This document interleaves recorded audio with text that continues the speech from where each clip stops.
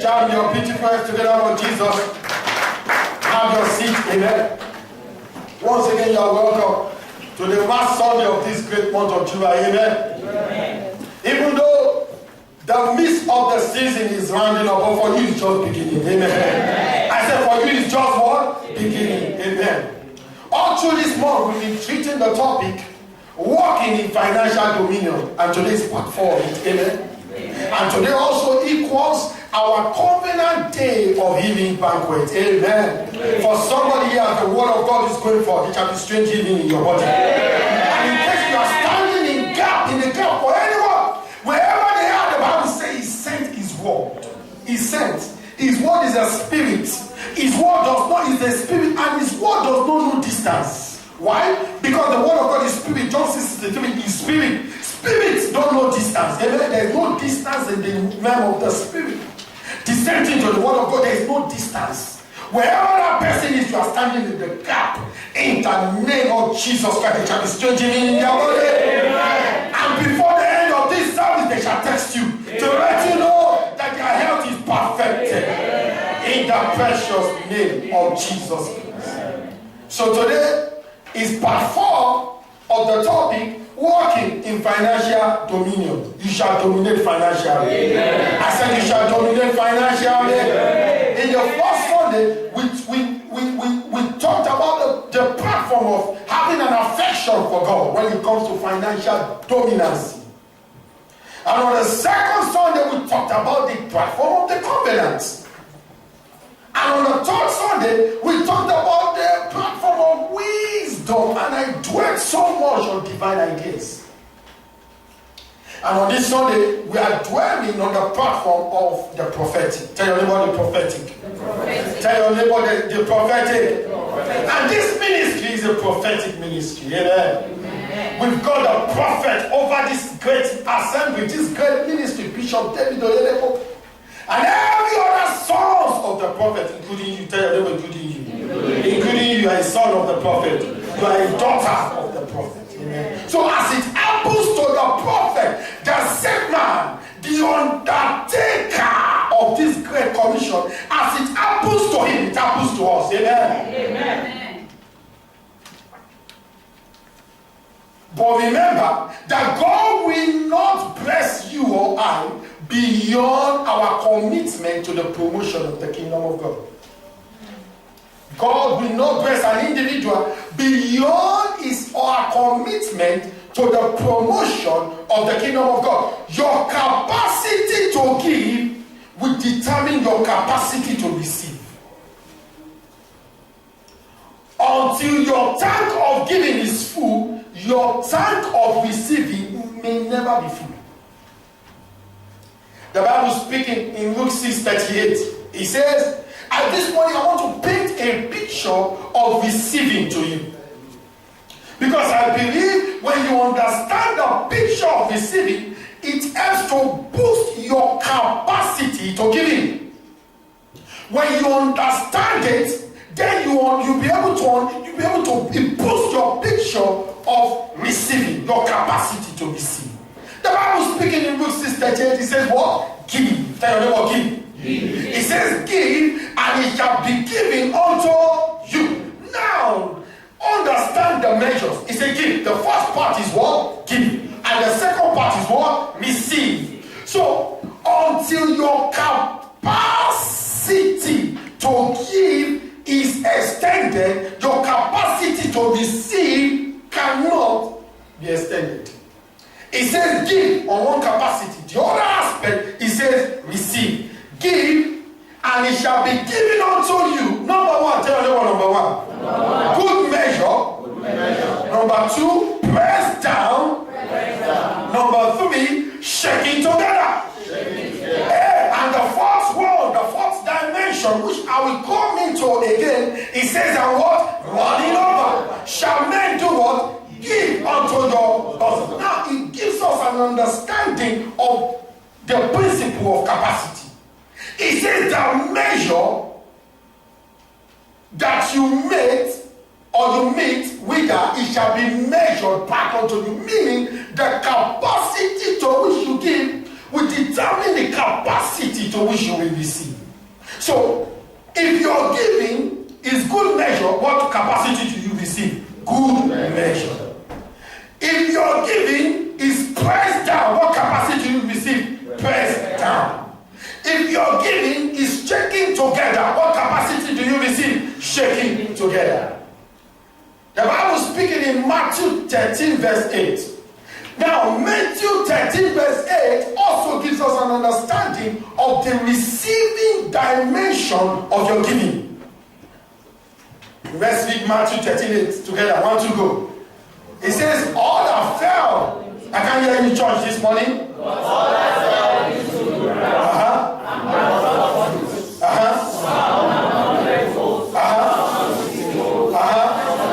So the 30-fold measure can be referred here back to Luke 6:38 to the word good measure. Tell your neighbor, the good measure is the 30-fold. Now the 60-fold measure is the press down. Tell your neighbor, is the press down. And the 100-fold measure is the word shaking together. Tell your neighbor, blessing will shake together for your good. That is the measure, that is the third aspect. He says what? Shaking together. So good measure, good, 30-fold. Press down, 60-fold. So if your giving capacity is what? 30-fold, you receive 30-fold. If your giving capacity is pressed down, you receive in return 60-fold. If your giving capacity, you stretch it forth to 100-fold, shaking together, then you begin to receive shaking together kind of blessing. You know that kind of blessing? It means interconnectivity. That is when men will be connecting God by his favor, will be connecting men to be locating you. In the name of Jesus, both the people that like you and the people that don't like your face, this week they shall favor you. Psalms chapter 5. I told you that picture before. Psalms chapter 5 verse 12. This is what the Bible is talking about. He says what? And thou will do what? Bless the righteous with favor. Stand up, God's servants. Stand up, God's servants. Stand up, God's servants. He says, thou will bless the righteous with favor as with a shield. Stand on my back, God's servant. Stand here, sir. He says, thou will bless him with favor as with a shield. This is interconnectivity. Interconnectivity. When God begins to divinely favor you, connect men to another man to find you for favor. Amen. You don't need to know him. You don't need to know him. But you might know him. But his connection by divine favor connects other men shaking together. That's your portion. I said that is your portion. That is your portion. That is your portion. Now, the fourth dimension of receiving. The fourth dimension is what? The running over. The Bible speaking in Deuteronomy chapter 1, verse 11. Let's read Deuteronomy 1:11 together. 1 to go. It says, the Lord God of your father make you what? As 1,000 times. So many more blessings is coming upon you. 1,000 times is coming upon you. 1,000 times more. 1,000 times more. In Isaiah chapter 60 verse 22, it says a little one shall become 1,000 and a small one what? A strong nation. Our call to worship today, Psalm 115 verse 14. It says God shall do what? We bless you more and more. That is the 1,000 times fold of receiving. That is the pouring. It begins to outpour. It begins to outpour.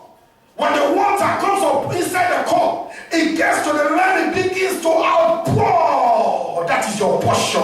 Can you see the picture this morning? The running over, tell your neighbor, the running over blessing. Outpouring is coming upon me. It's coming upon my household. In the name of Jesus. Coming forth this morning. In Jesus' precious name. The capacity to which you give. So if you begin to enter that dimension of giving, the Bible says Macedonian church, the Bible said they gave even outside of their power in deep poverty. And then you enter that phase of receiving 1,000 times more. This morning I bless you with 1,000 times blessing. In the name of Jesus Christ. God will hasten up the process for you to be rich. I said according to Isaiah, according to Romans chapter 9:28, Isaiah 60:22, God will do a quick work and He will hasten the process for you to be rich. In the name of Jesus. Our month of financial dominion. You shall dominate. In Jesus' precious name. In the mighty name of Jesus. So you understand that the purpose of kingdom wealth is not just for you, for some people it's not just me and my family. It's I and I. Me. That is not the purpose of kingdom wealth. Zechariah chapter 1 verse 17. It says what the reason why God is blessing you 1,000 times more is to fulfill Zechariah chapter 1 verse 17. It says what? And my city through prosperity shall yet be spread abroad. The key purpose of the wealth that God is entrusting in your hands is for the advancement of the kingdom of God. It's not for you to make known, everybody know you as the richest man in the world, but that's where you are going to. Amen. I said that's where you are going to. In your generation, you shall beat Bill Gates.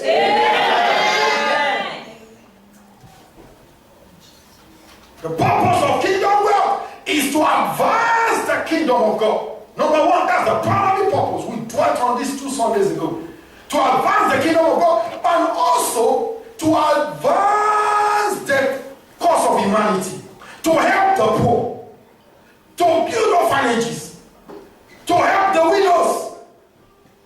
That is the purpose of kingdom wealth. So you begin to dream. Tell everyone, begin to dream. Kingdom advancement dream. Because if you don't have it in your heart, it will not reach your hands. As you begin to dream it, God begin to put it in your hands. Amen. When you are seated, begin to have a mental picture. See yourself becoming a kingdom philanthropist. Begin to have mental picture. See yourself one day building homes in our church, our headquarters. Last week Sunday, God's servant was saying, Bishop David Oyedepo was saying something, international headquarters in the country called Nigeria, in Ottawa. God's servant was saying in the church, individuals are built churches. Church, build a whole church and give it to. That is what. If it's not in your heart, it will not reach your hand. Begin to dream it.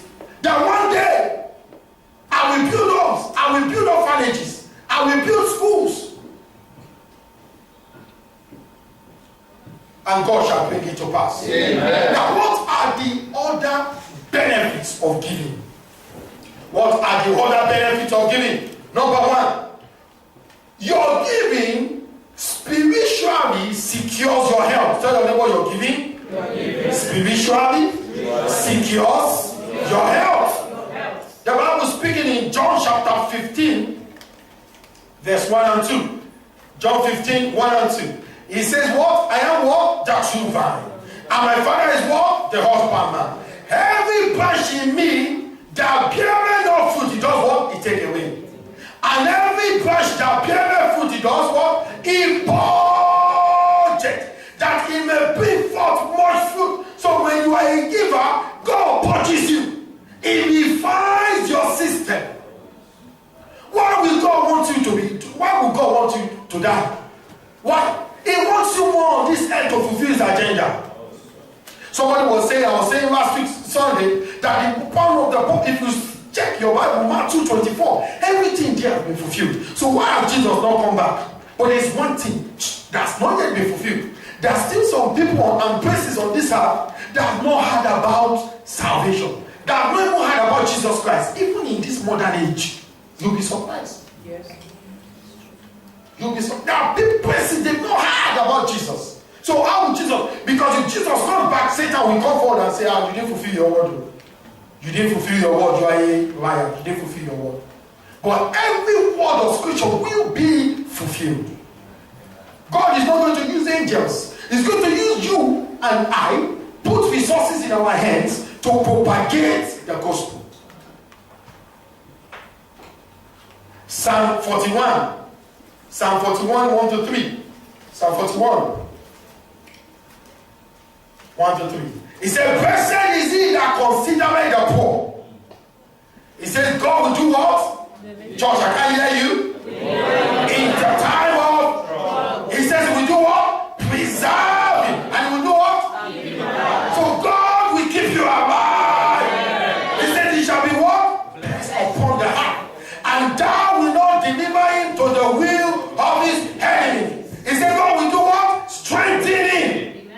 Upon the bed of languishing, thou will make all his bed in sickness. When God make all your bed in sickness, can you still be sick? No. Why? Because you are considering the poor. So your giving spiritually secures your health. Number 2, benefit of giving. Therefore, on this banquet of healing service, I decree that everything buying and selling in your body, in the name of Jesus, I decree that total destruction. I decree your health speedily. In the name of Jesus. Divine protection. Number 2, divine protection.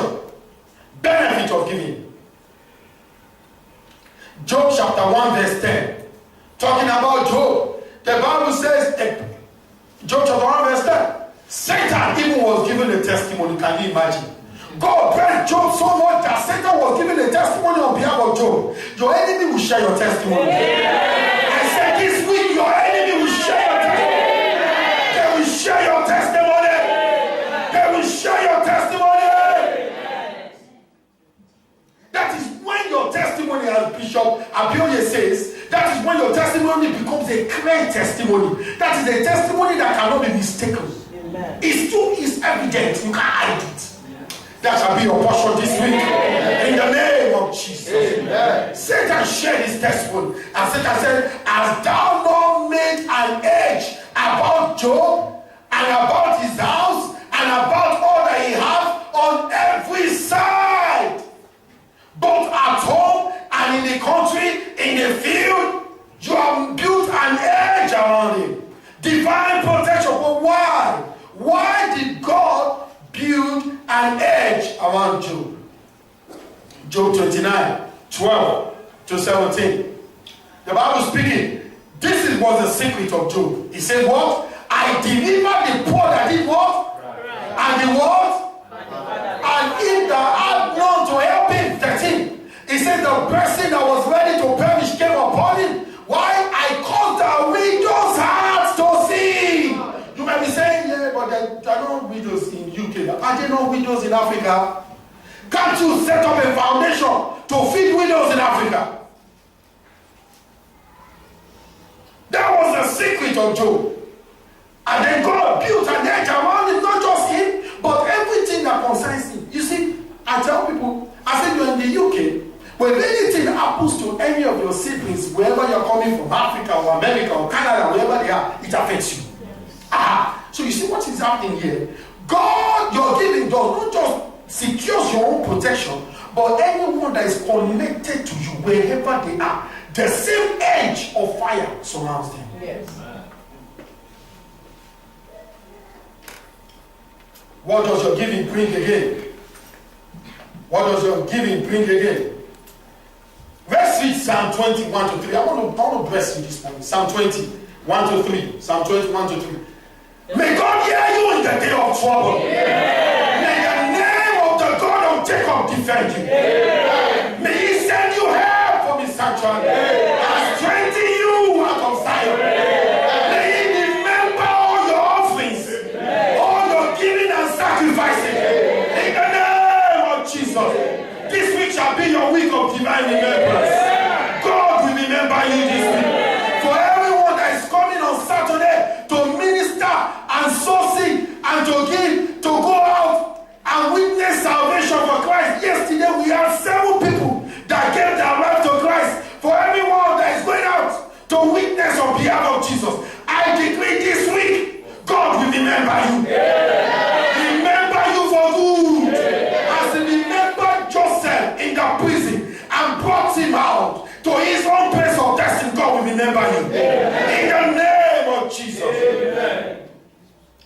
else do your giving do? It averts curses. Tell neighbor, it averts curses.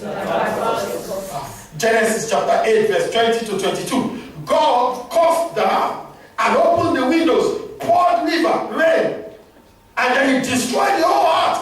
But Noah a sacrifice unto God. And when God smelled the sacrifice, imagine Noah. If you read through that scripture, I don't think I saw where God specifically told Noah to give a sacrifice. But Noah took of the best things. Imagine God told him, I want to preserve the earth through you. So take all the animals, put them inside. And Noah went to take the best of the animals. Can you imagine sacrifice? He took the best of the animals. And he made a sacrifice unto God. And the Bible says, and God smelled a sweet savour.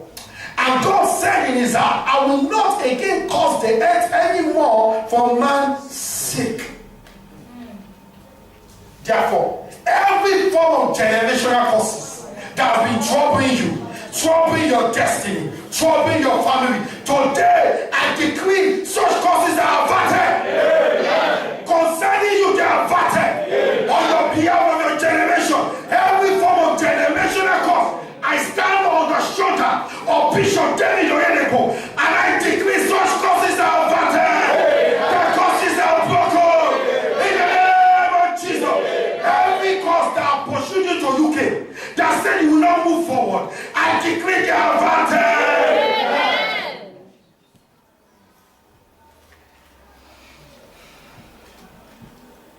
What else do your giving do? Your giving paves the way for divine visitation.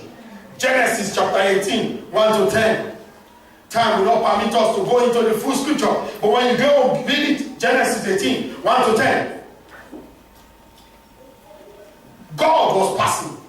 Abraham saw that God was passing. He ran. He came unto them. He said, come, I will give unto you. Let me wash your feet. He did all of that, and in verse 10, in verse 10, the Bible says, and God remembered, he said, I will certainly return unto thee according to the time of life. And your silver thy wife shall. I will suffer somebody here in this service this morning. I stand upon the shoulders of Bishop David Oyedepo.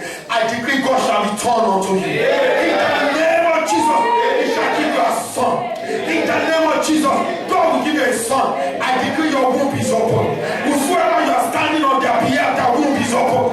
I decree your womb is open. Your womb is open. And according to this time, according to the same time of life, this same time, in the name of Jesus, next year you shall bring back a bouncing baby boy. In the name of Jesus.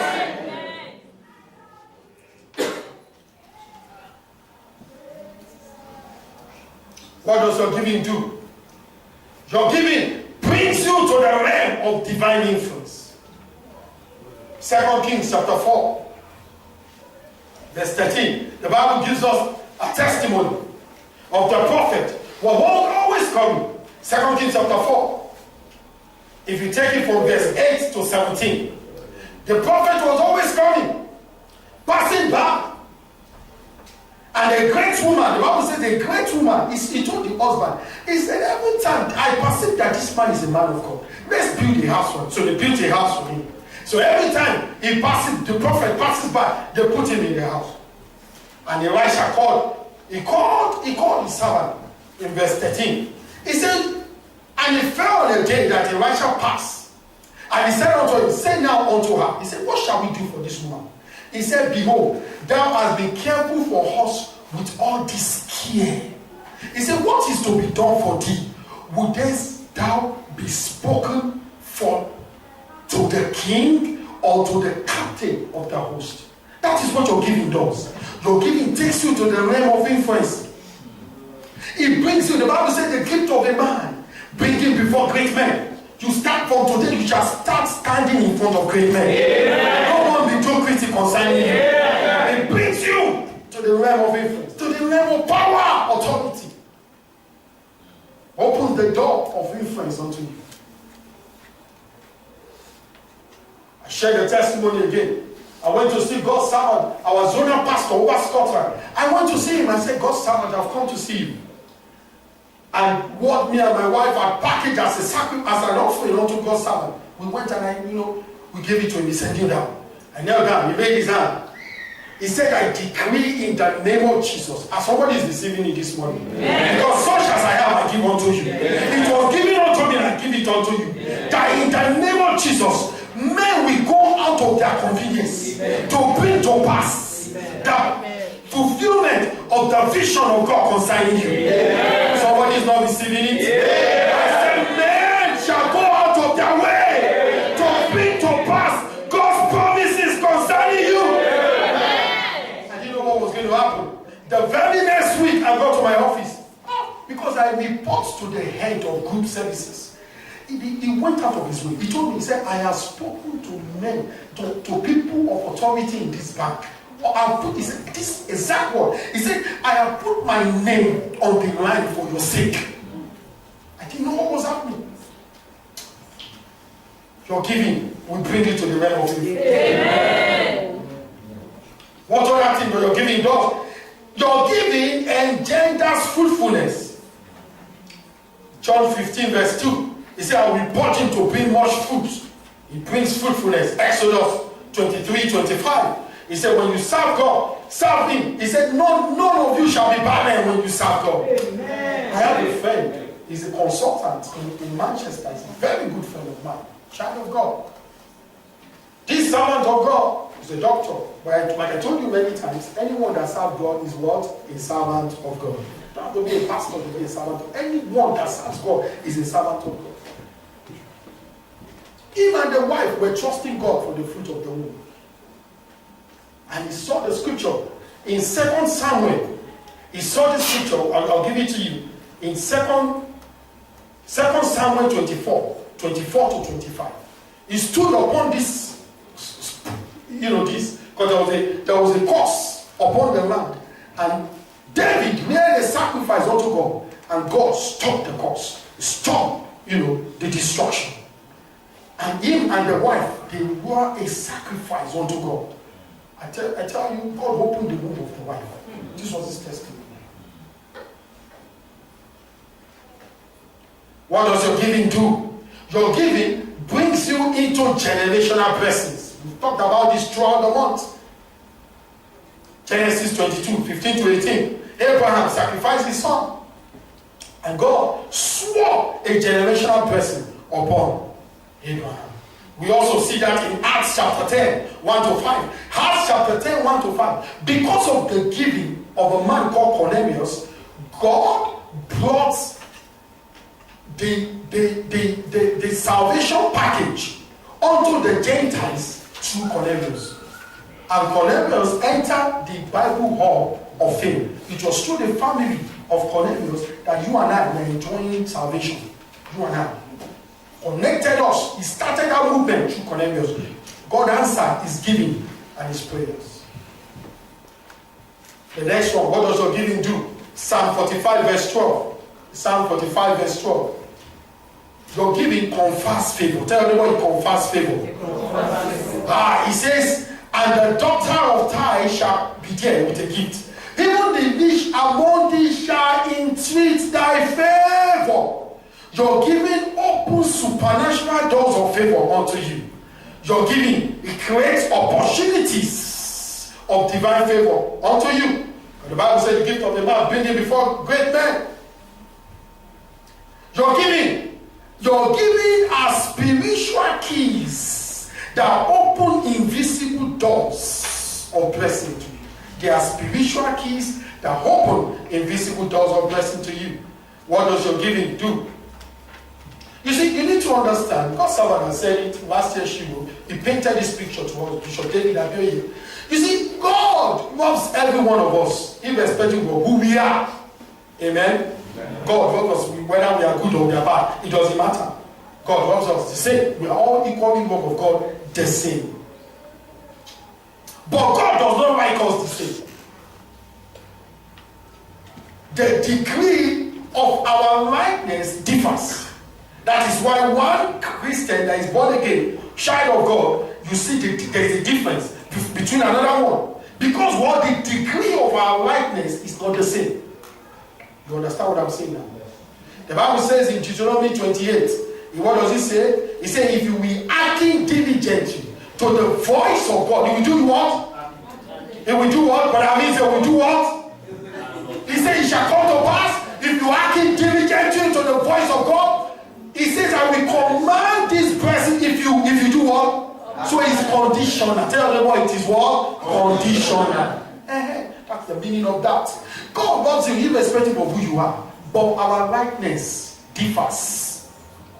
It is when you obey Him. When you obey, so the degree to which you obey God will determine the degree that God will pour those blessings upon you, likeness upon you. So your giving improves our rating with God. So, when you talk about rating, financial world, you have AAA rating, you have all manner of rating. Your giving improves your rating with God. The rating that God served Bishop David Abioye, Bishop David Oyedepo, Pastor Enoch Adeboye, the rating that they have with God is not what we have. If me and you have the same kind of rating,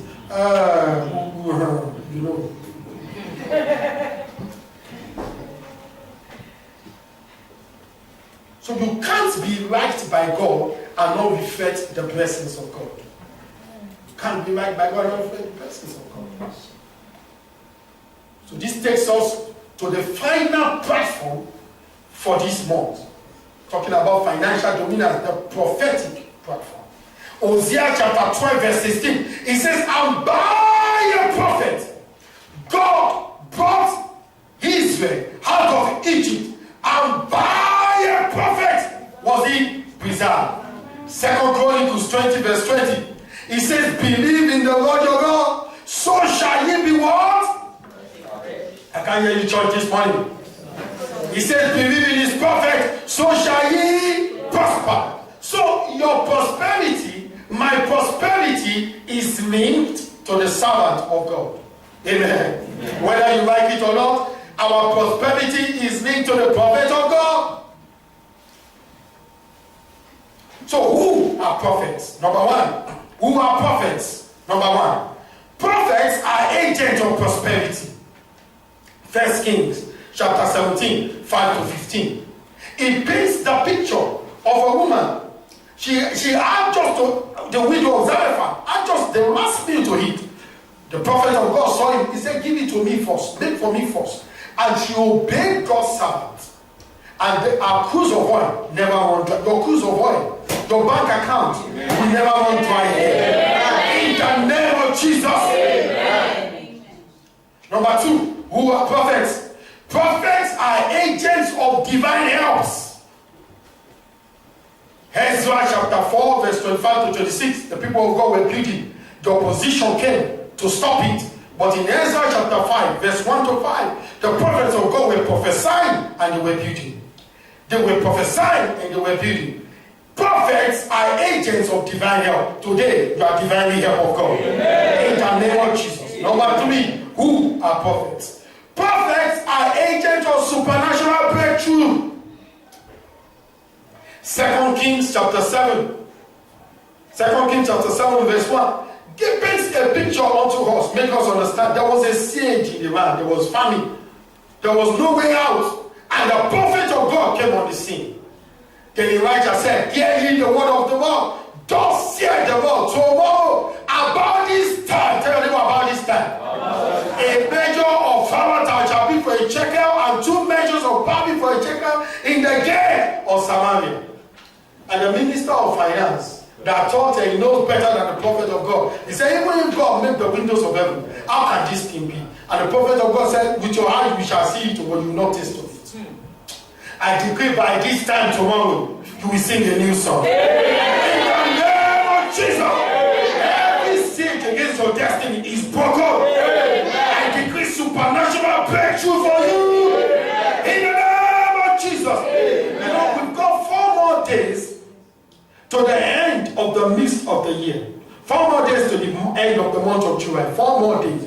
But interesting what God did in the 4th day when God created the world. In Genesis chapter 1 verse 14. This is what God did on the fourth day.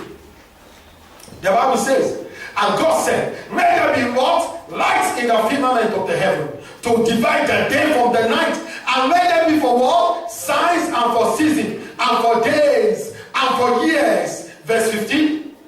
And may there be for lights, and so it was. And verse 16. The Bible says, and God made two great lights to rule the day and the night. Verse 17.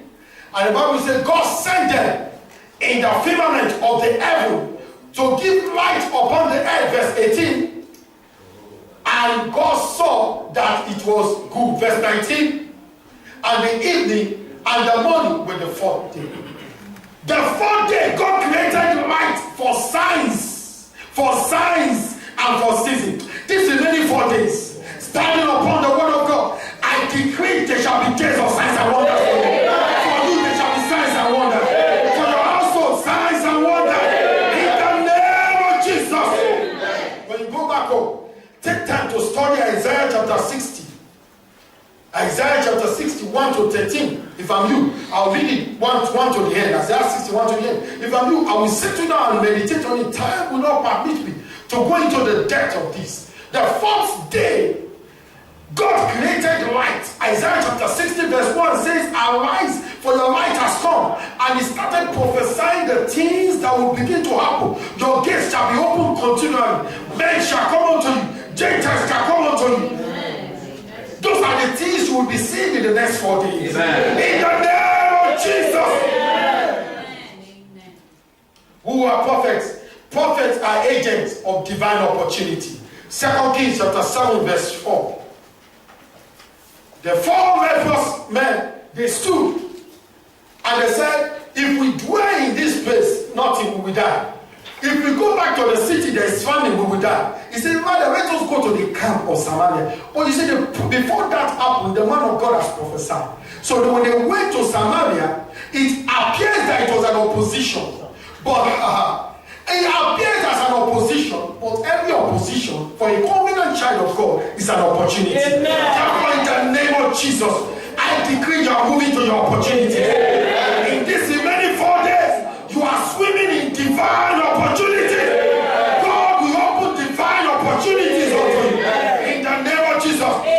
In the same way in verse 8, when you read verse 8, the Bible says that when they came, when they now came, the 4 leprous men, they got to the camp of Samaria. The Bible says everything they saw, the battle was over.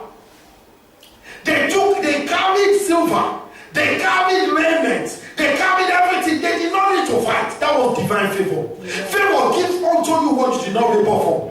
In the name of Jesus, this remaining 4 days, everything you can never struggle or qualify for, the job you didn't qualify for, my God will give it to you. The business you don't deserve, God will give it to you. Prophets are agents of divine favor. Prophets, again, are agents of divine deliverance. Hosea chapter 12, verse 13. And one other thing again, prophets are agents of divine reward. Tell them about divine reward. Divine reward. Matthew chapter 10, 41 to 42. It says, he that receiveth a prophet in the name of a prophet shall receive what? A prophet reward. The agents of divine reward. On Tuesday or so, can't even remember the day again, whether Tuesday or Wednesday, God gave me, got to my place of work. And they called me. This was an honor, an award from the head of group services. He called me, sent it. I said, for all your work that you have worked so far this last year on this project, we honor you with this. Such as I have, I give unto you. I received a prophet. In the name of a prophet shall receive a prophet reward. He that received a son of a prophet. In the name of the son of the prophet. Because I am the son of the prophet, I'm representing the servant of God in Aberdeen. Therefore, I decree this week shall be your week of reward. God shall reward you. On all your effort in his kingdom, he shall reward you. All your seeds in the kingdom, God will reward you. Prophets are agents of divine rewards. So how do you and I connect to the presence of a prophet? I'll just list it out to you. How do we connect to the presence of a prophet? Number one, receive them as prophets. Matthew 6:4-5. Receive them as prophets. And also receive the son of the prophet as the son of the prophet. Receive the pastor as a pastor. Number two, believe in their ministry. Believe in their ministry. 2 Chronicles 20:20. Believe in the ministry of Bishop David Oyedepo, the undertaker of this commission, the prophet over this commission. Number three, honor them in your hearts. Honor them what? In your heart. So who is it? Pastor Tim. I know Pastor Tim now. If you treat me that way, you will never receive of which God is giving, passing through you. Never. Bishop Oyedepo. This pastor, you will, if you say it in your heart, it's better for you not to be part of the assembly at all, because you don't receive anything. Honor them in your heart. God is in your heart. Number four, obey their instructions. When God's servant was saying, go out, do evangelism. Go. We are not doing it because if it's convenient or not convenient, we obey instructions. Obey their instructions. John chapter 9 verse 7 paints a picture. Jesus spat on the ground, took clay, washed the eyes of the disciples that was blind, and he said, go to the river and wash. And he went and washed. If Jesus spat on the ground, he took it. Just like Bishop Oyedepo spat on the ground, takes it and wash it, put it on your face. Go and wash. Will you obey? Obey the instructions of the prophets of God. And number five, give to them as prompted by the Spirit of God. A true prophet will never ask you to give him something. You say a prophet, you say I'm a prophet, you say I'm a pastor, give me something. What is it that you have in your house? That's not a pastor, that's not a sent man of God. Give to them as prompted as the Spirit of God directs you. Give unto them. Because when you give unto them, you are tapping into the graces that they carry. You are tapping into the anointing they carry. You are tapping into the reward they carry. You are tapping into everything they enjoy. You enjoy it. You are coming under their canopy. When you give unto the prophet of God, you are coming under their canopy. I've told you many times, there are three principal ways you can come under the canopy of the man of God. Give unto him, number one. Number two, pray for him. Number three, put your hands together to do what God has sent him to do. I tell you, I carry favor. If you want favor, just come to me. I carry favor. But I knew when the favor came. It didn't just jump on me. It just came like that. I did something for the favor to come. I carry the spirit of favor. Package a seed, a Swiss baby sour, went to be the man of God. Kneel down there, call the wife, both of them, carry the wife, poured it on my head. Said, your arrival shall be marked with favor. That is why I enjoy favor. Give unto them and enjoy what they can. Have you been blessed of God this morning? Yes, has God changed your story this morning? Yes, can we be all standing and begin to appreciate God, exalting, magnifying, giving thanks, giving praise this morning? Worship him, exalt him, magnify him for what God has done for you today. Exalt him in Jesus' precious name.